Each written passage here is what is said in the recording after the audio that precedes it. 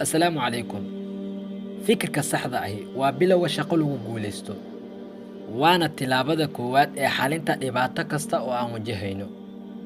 Fikirku ma ahan oo keliya hannaan caqliyeed oo qofku sameeyo keligiis, laakiin waa xirfad ay tahay in lagu barto hirgelinta maskaxda iyo kobcinta farsamooyinka fikirka wanaagsan, iyo in sida ugu sii hufan uguna fikirka dheer ee fikirkeennu yahay ay sii kordhiyaan awooddayada aan kula tacaalno dhibaatooyinka.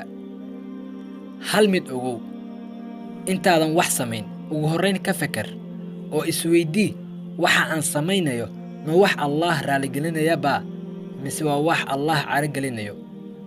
Fikirkuna waa waxa kuu suuragelinayo inaad ogaato shayga aad samayn rabto ma sax baa mise waa qalad.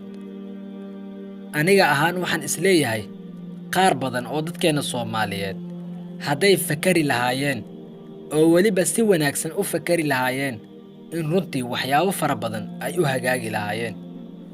Fikirkuna waa waxa ku tusiya waxyaabaha kaa qarsoon. Marka mar walba fakar si aad u hesho waddooyin badan oo aad ku guulaysato.